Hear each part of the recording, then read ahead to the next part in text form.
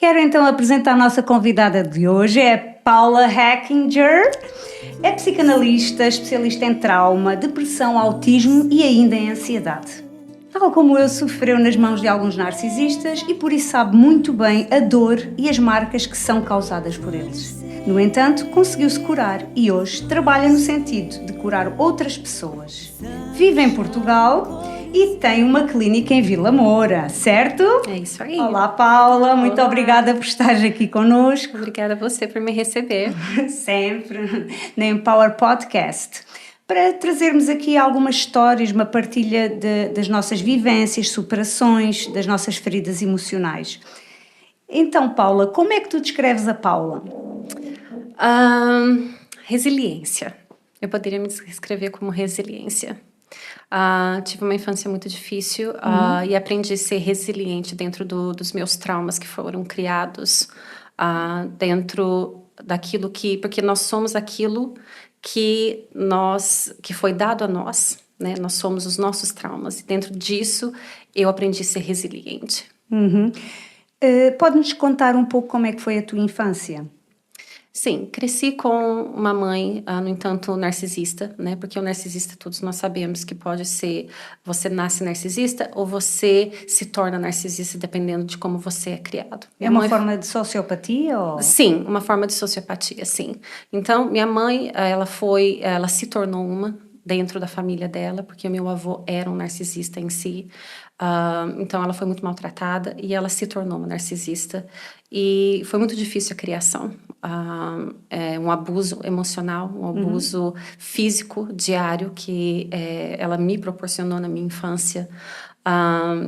Não aceitação, né, da gravidez que ela tinha quanto a mim. Eu sou a caçula, né? Okay. É uma família de 4 mulheres. Eu fui a caçula, eu fui a última.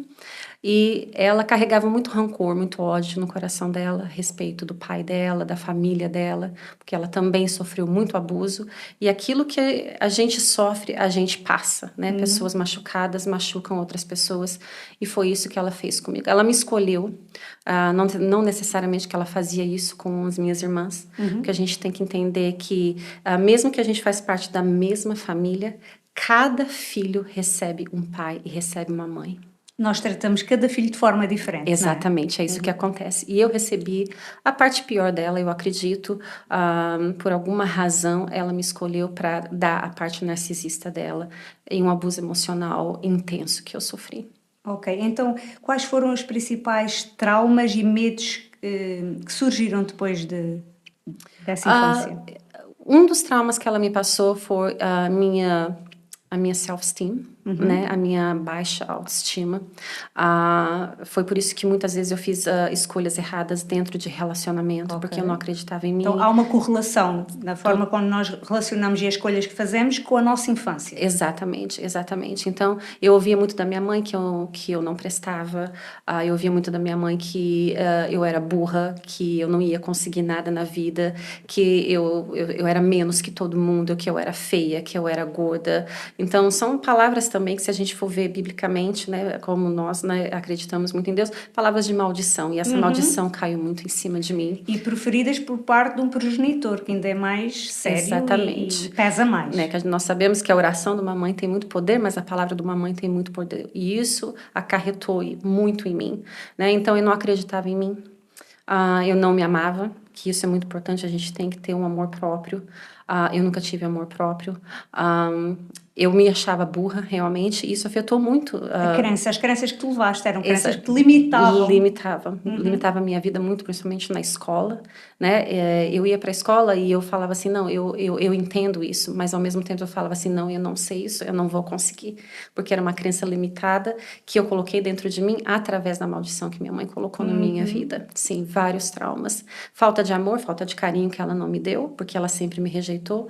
Quando você não tem isso, você busca no outro, você vai buscar lá fora aquilo que você não teve dentro de casa. Quando eu não recebi, eu busquei em pessoas como ela, porque é isso que o cérebro computa. Essa pessoa não te deu, mas você precisa de uma pessoa como ela para te dar. Então você busca aquilo que te machucou, sempre. Ok, seja por parte de mãe ou parte de pai? Independente. Independente, você sempre vai buscar aquela química, porque mesmo você sendo machucada, é uma química que te traz uma high. É isso que você tem que entender. Então você sempre vai buscar aquilo. E se você acha uma pessoa que te faz bem, ao mesmo tempo que você fala, ah, isso faz bem, mas não é o que eu conheço. Você vai buscar aquilo que você reconhece dentro de você, aquilo que é familiar para você. Então você sempre vai buscar o abusador porque você foi abusada, porque é familiar para você. Ok, e na questão da tomada de decisões, como é que era para ti? Já que tinhas uma baixa autoestima, dependias do outro para tomar decisões por ti ou tu própria conseguias fazê-lo? Eu tomava decisões por mim mesma, mas eu tomava decisões erradas. Eu tomava decisões baseadas em abuso. Ou seja, se não havia um certo abuso, se não havia um certo maltrato, se não havia uma coisa que não me ferisse, eu não estava satisfeita, porque não era familiar para mim. Eu conseguia tomar as minhas decisões, mas não eram decisões corretas. Ah, certo. E tu sempre trabalhaste o autoconhecimento ou foi depois de ir para os Estados Unidos, de estudar? Como é que tu tiveste consciência que precisavas ser tratada?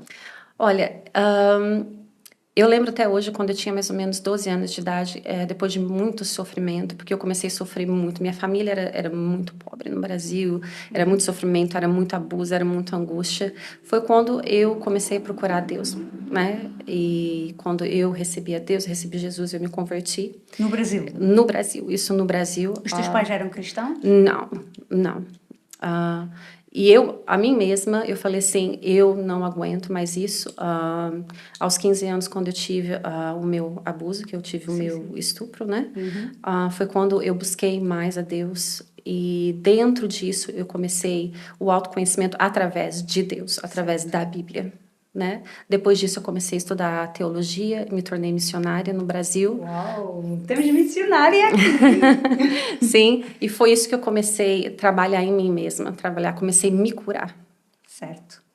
E de certa forma, tu consegues ver que a tua espiritualidade é que te ajudou a dar esse pulo, esse salto para Sim, sim. Quando a gente está muito machucada, muito ferida, overcome. sim, a gente sempre busca alguma coisa. Ou religião, no caso, Deus, a terapia, a autoajuda, meditação, no caso, sempre vai te tirar da onde você está. Você tem que ter alguma coisa para te ajudar, para dar aquela levantada em você, para você entender que você precisa melhorar, que você precisa mudar, que você não pode viver dentro do seu trauma, você precisa de mudança.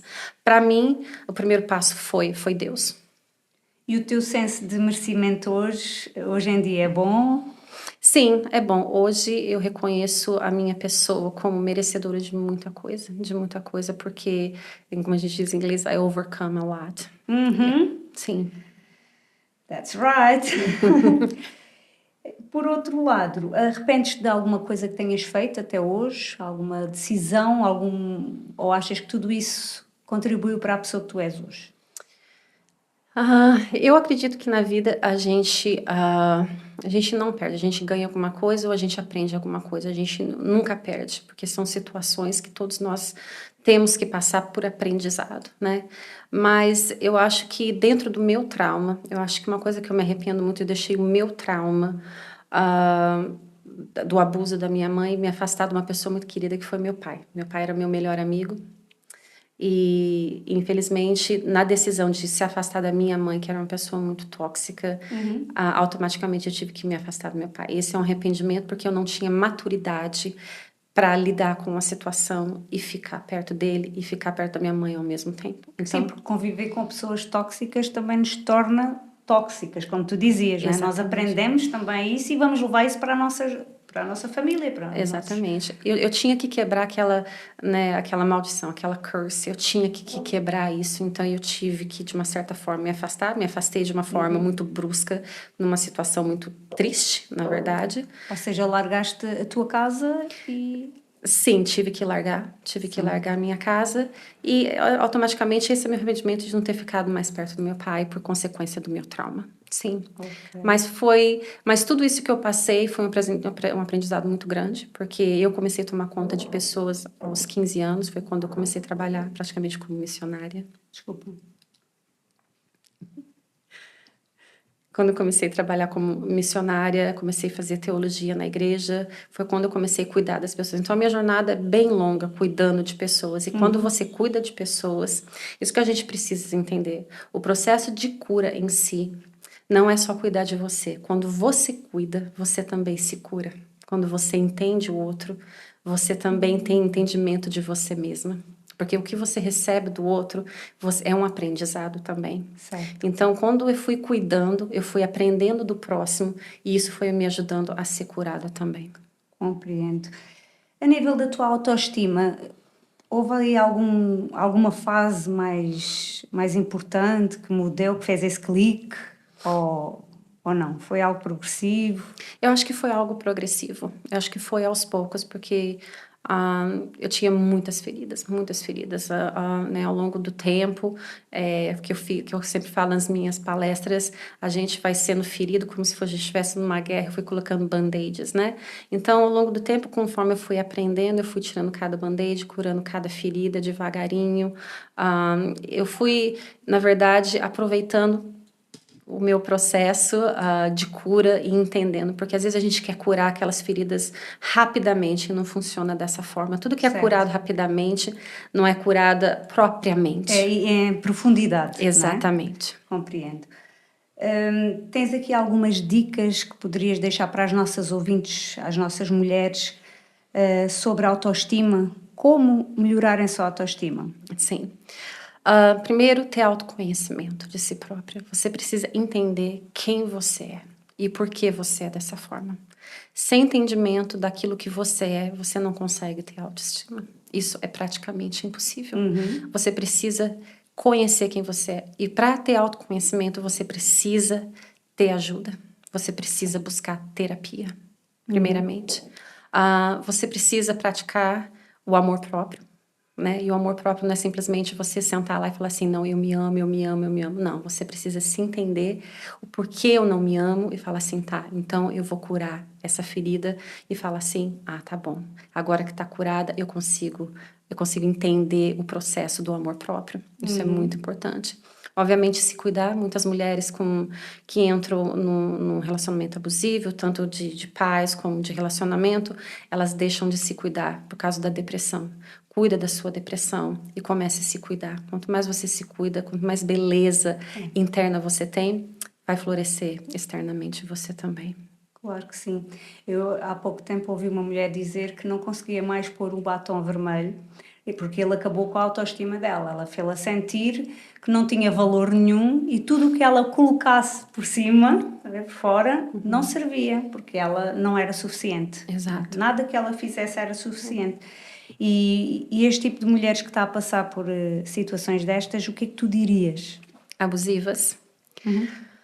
Olha, busque ajuda. A gente precisa entender que você não vai conseguir sozinha. Você não vai conseguir sozinha. Eu não consegui sozinha. E que ninguém muda o outro, podemos mudar a do nós. outro. Sim, você se muda primeiro e você deixa o outro se tratar, deixa o outro ali, tá? Quando eu saí de um relacionamento abusivo, muitos anos atrás, do qual eu fui traída, abusada fisicamente, emocionalmente, uma pessoa me ajudou. Né? Eu falo que o nome dela é Sara, é um anjo que Deus mandou na minha vida para me ajudar a tirar daquela situação, porque eu não tinha força para sair. Né? Então, e eu acredito que Deus sempre vai mandar alguém, mas a gente sempre vai falar, não, eu não estou pronta. A gente nunca vai estar pronta, mas você sempre vai precisar dar o primeiro passo. É com muito medo, a gente vai com medo mesmo. Certo. A gente tem que ir com medo mesmo, porque senão a gente não consegue. Sempre vai ter aquele anjo que vai estar perto de você falando, eu sou isso aqui, eu estou aqui para te tirar disso aqui, para te ajudar. Eu sou aquela mãozinha. Então tenha percepção e vai com medo mesmo. Tu achas que as tuas escolhas foram fruto do acaso ou de alguma forma as pessoas tóxicas com as quais tu te relacionaste estão ligadas de uma forma a nível de energia, de espiritualidade? Foi algo que te aconteceu como consequência? Porque as pessoas dizem, nós temos um Deus bom, se tem um Deus bom, porque é que Ele vos traz coisas más à vossa vida? E nós temos explicação, claro que sim. Sim. Olha, eu acredito que as minhas escolhas, eu acho que pessoas se aproximam das nossas vidas, claro, por várias razões. né, que nós sabemos. Mas há escolhas, né? E as minhas escolhas são frutos dos meus traumas. Nós temos que entender isso. Muitas vezes nós escolhemos, porque muitas vezes, a maioria das vezes, principalmente a mulher tem uma percepção e uma intuição que Deus nos dá tremenda. É verdade. E a gente vê as bandeiras vermelhas ali. Rapidinho, rapidinho. E muitas vezes a gente faz escolhas erradas, porque as escolhas que nós fazemos é através dos nossos traumas, porque nós somos os nossos traumas. Quando Dirias nós são nos lentes tratamos... que nós temos para Sim, ver a realidade? sim, temos. Nós temos uma lente bem explícita ali e nós vemos, mas nós fazemos a escolha dentro do nosso trauma. Por quê? Porque o nosso trauma acarreta o quê? Carência. Muita carência, a mulher é muito carente. E o que o narcisista? O narcisista em si, quando ele vê uma mulher, se ele vê uma mulher forte, uma mulher decidida, uma mulher que ele sabe, não, essa daí eu não consigo, ele não vai nem investir. Mas se ele vê uma mulher carente, uma mulher que cheia de trauma, uma mulher insegura, tá, essa daí eu consigo. Essa daí eu vou investir, vou lá jogar minha lábia, vou fazer o que eu quero. E começa a investir, né, fazendo aquele jogo que o narcisista, todos nós sabemos que o narcisista faz. E ele consegue, por quê? Porque aquela carência em excesso vai deixar com que a mulher deixe entrar. E conseguiste cortar a 100% com o narcisista? Com um dos... Sim. Hoje, contato zero? Sim, contato zero. Não havia filhos em comum? Não, eu não tinha filhos com ele e quando eu cortei, é claro que teve que ter a polícia envolvida, né, e ocorrências, boletim de ocorrência, coisas assim, mas eu cortei por completo. Uma vez que quando eu cortei, foi completo. Ok. E é isso que tu também recomendas? Sim. Se você consegue sair de um relacionamento abusivo, como eu tive, do qual havia abuso corporal, principalmente, né? O emocional, às vezes o emocional dói mais do que o corporal, a gente precisa entender isso. Mas quando a corporal se entende que você tem mais armas ali para lutar, né? Fazer boletim de ocorrência, a polícia está mais do seu lado, sim, faz o seu boletim de ocorrência, pede ajuda, corta tudo, bloqueia, faz o que você tem que fazer para aquelas pessoas nunca mais se aproximar de você. Porque a gente precisa entender que há vários tipos de narcisista. E quando você chega no narcisista que é o perverso, que é quase praticamente, né, que tem a psicopatia, que é o psicopata, ele tem o poder de matar. E ele é encoberto, né? Encoberto. É um camaleão social. Um camaleão, né? Que tipo assim, né? Se suas amigas vê... É sempre assim, né? Minhas amigas viam ele e falavam, mas como assim? Mas ele é um anjo. Como que você pode falar isso dele? Pois é, né? E dentro de casa ele, né, me abusava, me levava para o porão, né? Que lá nas casas dos Estados Unidos, né? Tem o que a gente chama de basement, né? E me abusava demais da conta. E usava de utensílios próprios, tipo os psicopatas, ou não? Para tortura? Não dessa maneira. É só... ele era uma pessoa muito quebrada, né? Uma pessoa que abusava do álcool demais, abusava da droga demais. Uma pessoa que... Realmente uma pessoa que tinha não só o narcisismo, como tinha doença bipolar, né? Usava da raiva, né? Então, um dia era 5 minutos de felicidade e depois era raiva, uma raiva que entrava dentro dele e ele se transformava como um monstro, né? E de repente começava a quebrar tudo, começava a gritar e eu era a target, né? Eu falei assim, tá, então eu vou descontar e você vem aqui, eu vou te bater agora, né? Vou deixar você sem comer, por exemplo, né? Você não vai fazer isso, você vai fazer aquilo e era realmente uma tortura muito emocional. E tu eras dependente financeira dele? Sim, eu era dependente financeira dele, embora eu trabalhasse, todo o meu dinheiro ia para a conta dele. Pois, porque eles controlam, é uma forma de controlar a vítima. Exatamente, ele me controlava, eu não conseguia nem... Eu tinha um carro, mas ele que pegava meu carro e ia colocar gasolina no meu carro, voltava, dava meu carro para mim. Ele me controlava, por exemplo, o horário que eu ia na ginástica, por exemplo, que eu ia treinar, ligava lá para saber, ela tá aí? Tá, ela já saiu? Ok. Tá, então você só vai comer isso. Não, você não pode comer mais que isso. Coisa assim, ele comprava minha comida, eu só podia comer aquilo que era permitido a ele, por exemplo, né? Então, na época... abuso emocional também. Abuso emocional, né? Então, na época, eu lembro que eu fiquei muito, muito, muito magra. Por exemplo, eu sou uma mulher que tem 1,68 m, tinha quase 50 quilos, que para mim bônus, né? É tipo subnutrição. Desnutrida. Então começaste a fazer terapia cedo, logo depois desse narcisista, como é que foi? Sentiste necessidade de tratamento? Foste estudar? Como é que... Sim, eu comecei a estudar depois que eu saí desse relacionamento, graças a Deus, depois que eu saí. Eu comecei estudar mesmo, né? Comecei a estudar psicologia, comecei na igreja mesmo, comecei a trabalhar na igreja com mulheres que eram abusadas emocionalmente, através da igreja. Que eu consegui o autoconhecimento, na verdade. E depois eu fui para a escola de psicologia nos Estados Unidos. Sim. Okay. E foi lá que te formaste? Eu não terminei a escola de psicologia nos Estados Unidos, não foi assim que aconteceu. Eu comecei a escola de psicologia e depois eu transferi, por muito medo e insegurança, que eu era muito nova e eu ainda tinha, transferi para a escola de culinária, que eu terminei, fui chefe por muitos anos. Uau! Nos Estados Unidos? Nos Estados Unidos fui chefe por muitos anos, terminei a escola de culinária lá, fiz um estágio na França, e por muitos anos fui chefe, né? Por uma escolha, por insegurança minha, porque eu acho que o inimigo falava para mim, não, você não vai conseguir, porque eu acredito que Deus tem um chamado para cada um, Deus tem algo para você, algo muito grande para você, né? E eu sabia que Deus tinha algo muito grande para mim dentro da psicologia, dentro da psicanálise, porque eu tenho uma história que dá um impacto na vida de outras pessoas, certo. E o inimigo não queria isso.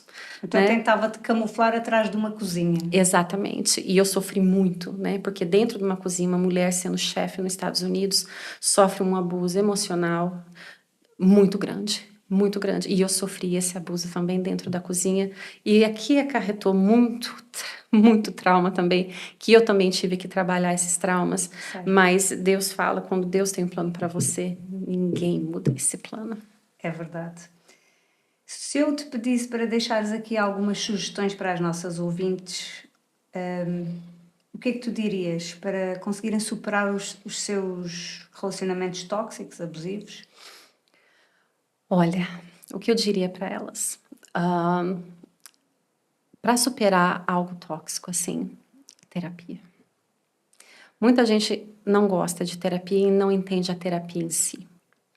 Porque muitas vezes a pessoa pensa que você vai lá e você só desabafa, e você chora, e você vai embora. A terapia não funciona dessa forma, principalmente na psicanálise. Quando você vai à terapia, a gente dá um plano para você, um plano de mudança de vida, né? Tanto dentro da cura, de curar suas feridas, quanto de autoconhecimento. Quanto mais autoconhecimento você tem, mais força você tem, mais resiliência você cria dentro de si mesmo para você deixar essa coisa tóxica. Por uma vez que você está dentro de um relacionamento tóxico, você também se torna um pouco tóxica. E você se torna não só tóxica para as outras pessoas, mas para si mesma. Então, a probabilidade de você entrar em outro relacionamento tóxico é quase 99% que você vai fazer de novo. Vá para a terapia, busca autoconhecimento, se cure para que você não entre de novo. Certo. Terapia, sem dúvida, e Deus, é claro. Claro. Buscar em Deus e pedir que traga as pessoas certas. Exato. Porque Deus vai mandar, certamente Deus vai. Eu concordo contigo. Para finalizar, a quem é que tu agradeces a tua recuperação emocional? A minha recuperação emocional? Primeiramente a Deus. Depois eu vou dizer a mim, porque eu trabalhei muito sozinha, por causa que eu tinha muito trauma, né? Eu acarretei muito trauma de pessoas, eu tinha medo de pessoas, na verdade. Medo de pessoas. Eu trabalhei sozinha, muito sozinha no meu autoconhecimento, antes que eu consegui abrir a porta e deixar pessoas entrarem na minha vida. Então, primeiro, Deus me ajudou muito. Tudo em off? Sim, sem comunicação? Tenho. Tudo em off, Tenho. Então, eu acho que a Deus, primeiramente, depois a minha força de vontade de querer melhorar, de querer ser melhor, porque eu também fui tóxica. Eu também machuquei, porque eu fui machucada. Certo. Então, hoje tu consegues te ver como uma mulher recuperada? Sim. Das tuas dores emocionais, dos traumas? Sim. Hoje eu sou recuperada, sim. Porque a gente precisa entender que nenhuma mulher que passou por um relacionamento tóxico não se tornou tóxica. Essa é a realidade. E a gente precisa encarar a realidade daquilo que nós fomos ou somos. Essa é a realidade. E eu também fui tóxica. E eu também precisei ser recuperada, eu também precisei ser tratada. Reconhecermos que temos as nossas falhas Sim. e os nossos erros Sim. e traumas. Sim. E há muita gente que diz, eu estou na igreja, eu não preciso de um psicólogo, de um terapeuta. Precisa. Claro que sim. E os pastores são os que precisam demais da conta. Demais da são conta. eles que tratam de vidas. Exatamente, eles carregam uma carga enorme. Eu tenho a minha terapeuta, eu preciso, porque todo dia eu estou ali vendo os paciente. O que eu faço com toda essa carga? Né? Eu tenho que passar para frente, eu tenho que falar também, eu tenho filhos, eu tenho os meus problemas, né? Mas todo mundo precisa de terapia, né? Tem um livro que eu indico muito, eu sempre falo desse livro porque ele é fantástico, né? Que chama O Mito do Normal. Ninguém é normal e ninguém tá bem. Todos nós precisamos de ajuda, primeiramente de Deus e da terapia também. Terapia salva vidas, transforma vidas. Acredito que sim. Acredito que Me sim. transformou, né? Porque um narcisista, um abusador, fez com que eu me tornasse também uma pessoa um pouco tóxica. E eu tive que ser transformada também. Existem idades ou não tem idade para esse tipo de tratamento? Por exemplo, uma pessoa com 70, 80 anos ainda vai a tempo? Há tempo. Porque tratamento em terapia é sobre decisão. Uma vez que você está lá, você tem que decidir. Você precisa querer. Não há nada que eu possa fazer na terapia ali, porque o meu trabalho é te dar as ferramentas. Você precisa decidir usar. Se você decidir não usar, não há nada que eu possa fazer. É tipo assim, 40% eu, 60% o paciente. Se o paciente não tomar a decisão de usar as ferramentas e aplicar isso na vida dela para mudança, nada vai acontecer. Aí a culpa é da terapeuta. Já vi tantas. Eu falei, pois é, mas porque você não tá fazendo o que tem que fazer? Não é culpa da terapeuta. Eu acho que a tua terapeuta foi ótima. Você que não fez o que tinha que ser feito. Mas vamos tentar de novo. Olha aqui. Vamos tentar de novo isso aqui. Precisa ter decisão de mudança. E tá em você. Porque mudança é difícil demais. É difícil demais. Ninguém quer mudar. Porque todo mundo quer ficar na zona de conforto. Né? Porque é fácil ficar. Pelo menos já conhecemos. O que muita gente me diz para sair desse tipo de relacionamento, eu ao menos já o conheço, como não matou. Eu ainda estou respirando. Não é? Eu pensei para quê? É um survivor. Pronto, literalmente survivor, né? Mesmo. Paula, muito obrigada por teres vindo aqui ao podcast da Empower. Gravar comigo o Pode Florescer, e acredito que a tua história, a tua superação vai ajudar certamente outras mulheres que já passaram ou que estão a passar pelo mesmo e precisam deste tipo de palavra, de incentivo, que é possível com terapia, com Deus nas suas vidas, esta mudança. E basta crer. Basta crer e acreditar e tomar uma decisão. Claro. Muito obrigada, é um prazer estar aqui. Muito obrigada por me convidar. Paula, e até breve. Até breve, obrigada.